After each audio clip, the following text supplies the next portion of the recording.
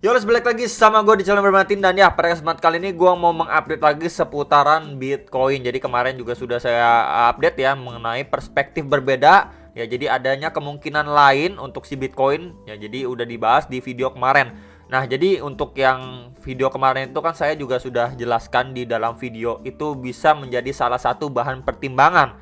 Balik lagi, itu menjadi salah satu bahan pertimbangan yang punya probabilitas bisa terjadi juga. Cuman perlu diketahui ya, sekali lagi bukan sifatnya pasti atau ya 100% bakalan kejadian gitu, bukan.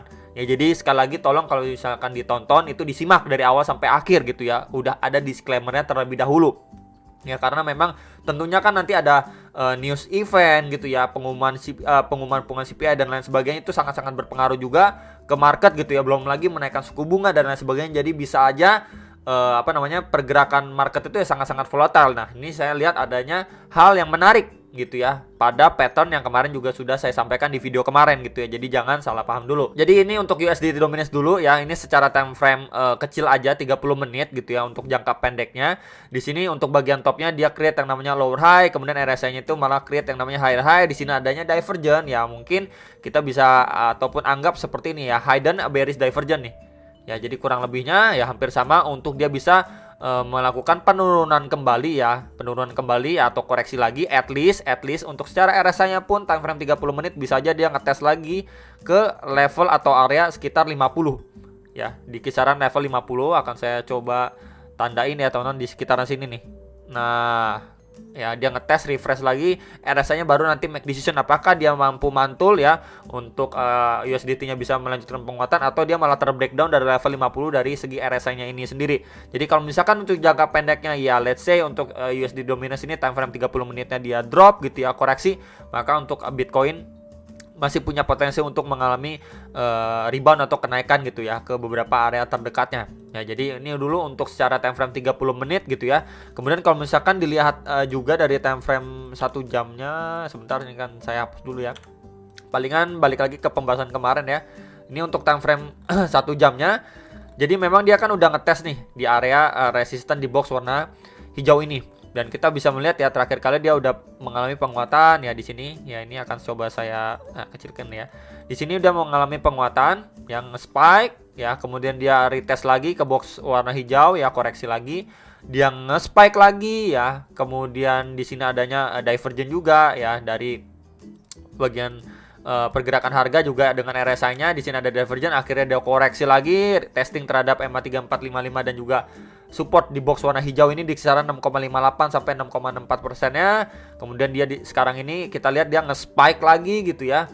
Kemudian ya adanya divergent lagi. Tadi kita kalau lihat dari time frame yang lebih kecil. Jadi kita bisa lihat juga di sini dia masih berusaha untuk istilahnya buat lagi higher high baru ya. Cuman ya at least untuk jangka pendek ya kita bisa lihat di sini ya, seperti adanya dalam tanda kutip ya, seperti adanya indikasi pelemahan penguatan ataupun momentum ya. Kita bisa lihat sebentar, sorry. Ini kalau misalkan lebih detail lagi ya, kita bisa lihat ya dari penguatannya dia yang terakhir di sini ya, nih penguatannya sangat impulsif. Kemudian ini penguatan yang kedua ya. Kemudian lanjut lagi ini penguatan yang ketiga. Ya, kemudian di sini penguatan yang keempat, teman-teman. Kita bisa lihat di sini adanya semacam rounding top pattern juga ya. Di sini makin lama ini makin melemah nih penguatannya. Nih, kita bisa lihat ya, kurang lebihnya seperti rounding top pattern ya. Jadi kalau misalkan kita ini sebentar, rounding top pattern ya. Nah, kurang lebih seperti inilah.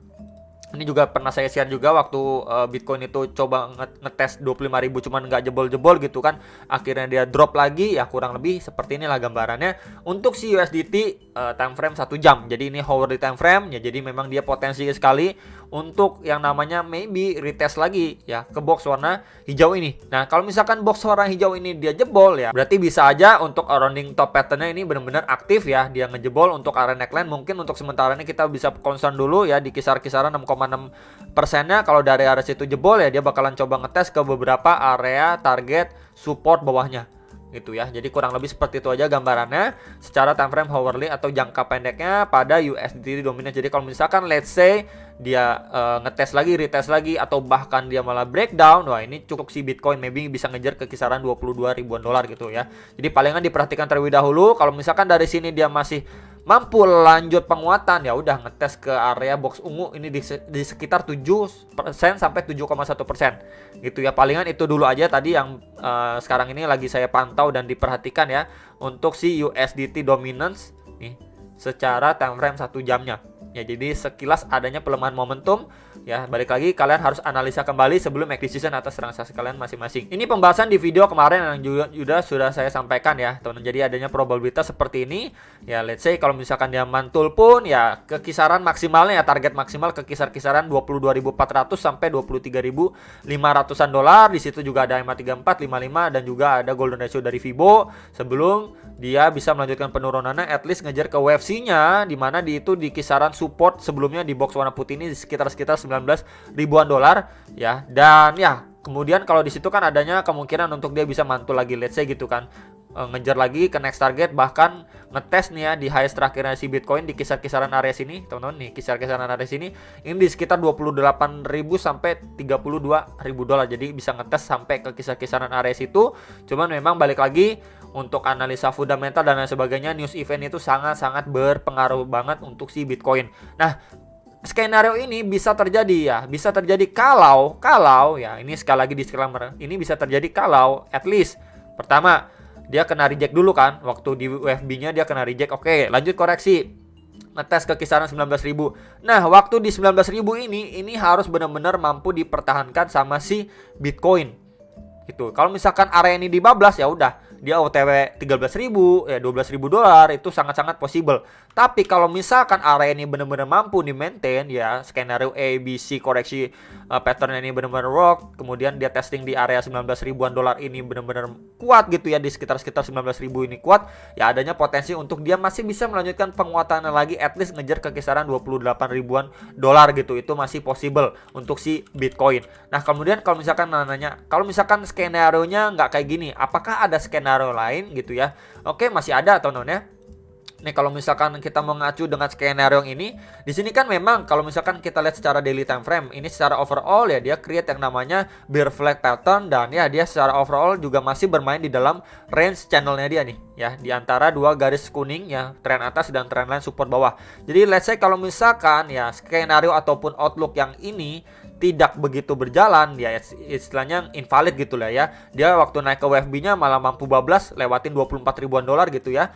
Ini kita bisa lihat untuk bagian atas dari topnya ini sendiri nih ya, dari top dari si channel ini ataupun ya kita bisa bilang bear flag patternnya. Ini akan saya hapus dulu tanda panahnya. Ya, target maksimalnya kalau misalkan lihat dari sini dia mungkin berproses yang ngejar-ngejar ke kisaran 26 ribu dolar untuk bagian top atau atasnya, ini sangat-sangat masih possible gitu ya. Jadi tinggal di antara dua itu ya. Kalau misalkan waktu dia nge-spike ke WFB-nya ini dia mampu ngelewatin gitu ya, bahkan 24.000 up, ya udah untuk skenario ini atau outlook yang ini ya masih bisa berjalan, karena memang secara overall dia masih bermain di dalam sebuah range channelnya gitu ya. Jadi ini adanya dua outlook ya. Kalau misalkan kalian pengen lihat yang dari rising wedge ya kurang lebih seperti ini. Tapi kalau misalkan kalian masih melihat dari secara channel, secara bear flag pattern gitu ya, dan dari area support ini dia masih kuat mantul ya, at least bisa ngejar ke bagian top atau atasnya di kisaran 26.000 dolar ya untuk si Bitcoin. Oke, nah ini juga saya pengen sharing sedikit ke teman-teman ini secara weekly time frame ya, walaupun memang dia closing candle jelek gitu kan di bawah EMA 200-nya. Cuman yang pengen saya sharingkan sama teman-teman sekalian di sini ya, ini kan pergerakannya dan akan coba saya tarik aja menggunakan trend line ya, garis trend line di sini warna merah aja ya. Oke, garis trend line warna merah, extend a little bit. Nah ya, kemudian ini akan coba. Nah, kurang lebih seperti ini teman-teman. Ini dia sentuh ya di area sini nih. Ini dia sentuh pada 24 Agustus 2015. Kemudian ya market rebound lagi, perlahan rally. Ya, kemudian di sini dia sentuh lagi, akhirnya mantul juga ini pada 9 Maret 2020. Akhirnya market mantul, kemudian rally lagi. Kemudian sekarang ini dia lagi testing lagi nih teman-teman di trend line semenjak tahun 2015. Ya, dari 2015 sampai sekarang kan 2022. Ya, di testing lagi untuk yang ketiga kalinya. Apakah Apakah kali ini akan mantul lagi ya seperti sebelum-sebelumnya nih, seperti di tahun 2015 dan di 2020 akan mantul lagi, bahkan ngejar ke new ATH si Bitcoin. Jujur aja kalau misalkan saya ditanya seperti ini, melihat kondisi saat ini kan ada ketegangan yang sedang berlangsung kan antara Cina, Vietnam, ya kemudian Ukraina dan lain sebagainya gitu kan. Lagi inflasi tinggi, ya kenaikan suku bunga, perang dan lain sebagainya ya. Jadi saya pribadi kalau ditanya sih kurang yakin, walaupun memang adanya ya bisa aja ya pengulangan seperti sebelum-sebelumnya pada tahun 2019 dan di 2020. Cuman kalau misalkan kita lihat secara fundamental kayaknya kurang mendukung. Kalau misalkan dia mengulangi seperti ini ya naik lagi. Dia mantul dari garis trendline support merah ini mantul lagi gitu ya. Dan ya biasanya kan kalau orang lihat oh ini udah nyentuh nih, wah siap-siap dia bakalan bikin new ATH lagi, maybe ngejar ke new ATH lah gitu ya teman-teman. Ya ini bukannya nggak mungkin, cuman kemungkinannya itu kecil gitu kalau misalkan kita lihat dari segi fundamentalnya. Ya cuman at least kalau misalkan yang kita bisa perhatikan di sini ya, ini kalau misalkan kita lihat dari secara RSI-nya, sebentar coba akan saya, nah ya, secara RSI-nya kalau dia nyentuh ya ini testing di extreme oversold-nya di area sini ya. Kemudian kalau kita pasirkan sebelah sini ya, at least dia rebound dulu nih. Ya ini akan saya coba gedein ya, zoom aja biar lebih enak melihatnya. Ini yang pertama nih teman-teman ya. Dia ngetes di extreme oversold-nya secara weekly time frame, akhirnya dia rebound dulu. Rebound dan akhirnya ya walaupun sideways gitu ya ujung-ujungnya. Sideways baru dia naik lagi gitu. Ya tentunya masih ada nih penurunan lagi. Oke. Next lagi. Coba kita lihat lagi ya. Ini pada 2018. Oke, dia nyentuh lagi nih di extremely oversold-nya nih secara RSI weekly time frame. Ya, berarti posisinya di area sini ya. Dan akhirnya kalau secara price action, yes, kita bisa lihat di sini adanya pemantulan walaupun dia sideways naik perlahan, akhirnya boom, lanjut naik lagi. Ya. Kemudian next lagi, coba kita lihat yang mana lagi yang sudah extremely oversold ya, benar-benar nyentuh di bawah level 30 ya, itu dua doang ya. Kalau misalkan yang ini nih walaupun dia drop dalam cuman dari segi RSI-nya belum nyentuh ya untuk extremely oversold. Nah, kita bandingkan dengan yang sekarang ini. Jadi sebelumnya ya secara weekly time frame ini di bulan Juni ya, dia udah nyentuh di extremely oversold. Ini bahkan bawah banget nih. Yaitu waktu ngetes sekitaran $17.700 dan ya akhirnya dia mantul gitu ya. Kita bisa lihat nih. Akhirnya mantul.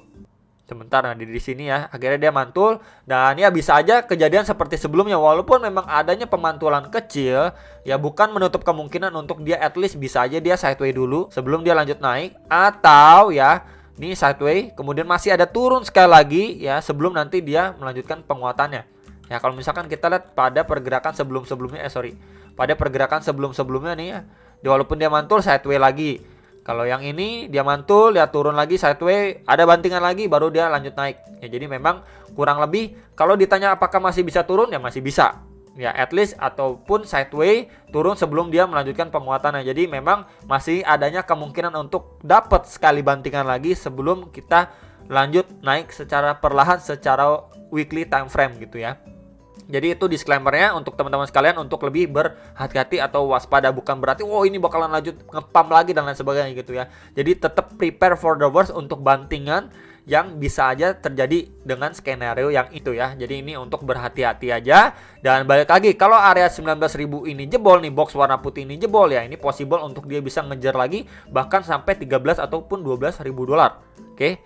Next, ini untuk palingan terakhir tambahan aja teman-teman ya. Ini secara time frame 4 jamnya kurang lebih ya sama seperti pembahasan kemarin.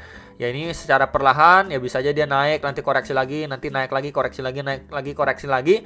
Kalau kenaikannya seperti ini secara time frame 4 jam ini kelihatan jelas banget ya secara korektif naiknya, itu hati-hati aja untuk bisa dibanting lagi ya, skenario dead cat bounce ini bisa terjadi dan mendukung untuk skenario ini bisa kejadian lah gitu ya. Palingan diperhatikan terlebih dahulu ini naiknya seperti apa, apakah tiang hijau besar ya, kurang lebih kayak gini, hijau besar nih, hijau besar, atau malah kayak gini naiknya hijau lumayan kecil atau sampai sedang lah. Jadi palingan itu aja teman-teman update yang pengen saya sampaikan, semoga bisa bermanfaat dan sampai jumpa untuk ke next video. Salam profit.